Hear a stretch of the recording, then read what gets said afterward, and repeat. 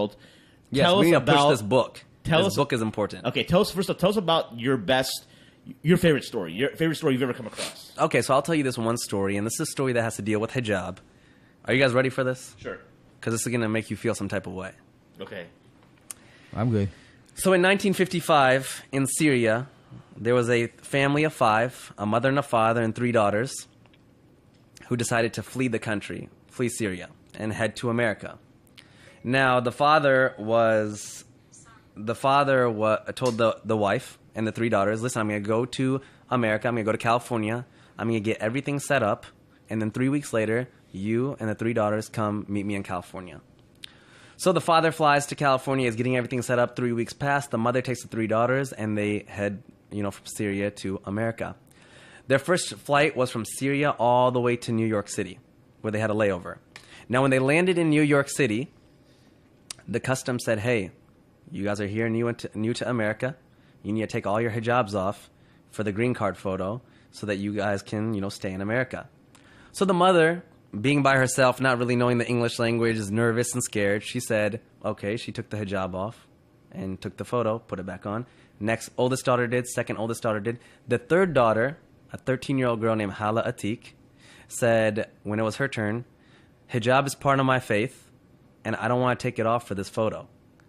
And the security, they kind of went back and forth with her, and they said, well, listen, little girl, we'll send you back to Syria if you don't take your hijab off for this photo.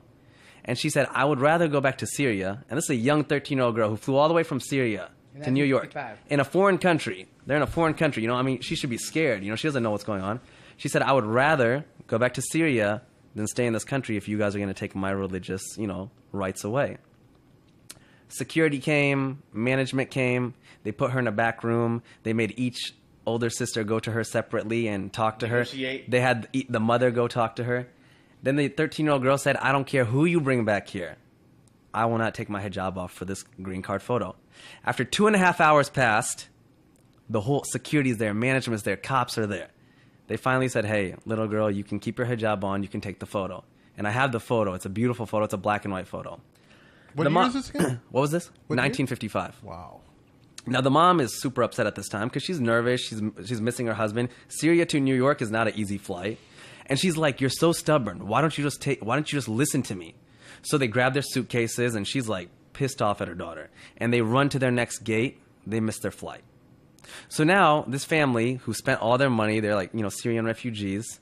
They're now like even more scared and even more worried. And the mom's like, now what do we do? They go to United Airlines. They talk to them. They negotiate. They're like, well, we can't do anything. You guys are making it difficult. Finally, they mutually agree that we'll put you on the next flight to California. They get on the next flight. While they're flying to California, the mom is yelling at this 13-year-old girl like the entire time. Like, you're so stubborn. I miss my husband. I'm tired. They land in California, and their husband's, the father's there, and he's in tears and he's crying. And he's like, you're alive, you're alive. And they're like, why wouldn't we be alive? The flight that they were supposed to get on, American Airlines number 191, crashed, killing 295 people. It was the biggest crash in American Airlines history. And the young girl, Hala, 13-year-old Hala, looks up at her whole family and says, hijab saved our life. Wow. She was there in California. I'm having an event on September 8th. Hala was there. Hala's coming. She's now like, an old woman. She still wears hijab. I put this on my platform, Muslims of the World, about a year and a half ago. Over 40 million people ended up reading that story because it went viral. And out of that 40 million, when it went viral, about 10 people converted to Islam because of that story. And about 20 Muslim girls have messaged us and said that they've put on hijab because of this story. Wow. That's That awesome. is probably my most favorite story. I can't imagine there's anything better that can beat that. Now, let me tell you this. On my September 8th event, there's going to be the picture, black and white picture of her on the screen. Mm-hmm. I'm going to tell Hala Atik to stand up. Yeah. And I'm going to tell her that after the story went viral, there was somebody that wanted to meet her, and there was a Hispanic girl in New York City who ended up converting to Islam because of this. And I'm going to tell her to stand up. They're going to be right next to each other. They're going to have no idea who each one another is. Oh, wow. Yeah. So September 8th is going to be a nice event. That's awesome. I'm only saying this because by the time this is published, it's going to be after September 8th. So. All right, well, Jazakallah khair, Sajjad, for coming on. Appreciate a lot of the projects you're doing, a lot of great work. We look forward to certainly collaborating, meeting, hooking, and linking up again soon. I would say we say hook up. It's like I think you're still thinking about Minder right now. But listen, one thing I just asked the people that are listening. Getting this book, Muslims of the World, on New York Times bestselling list is super important. The book is $13. It's on Amazon.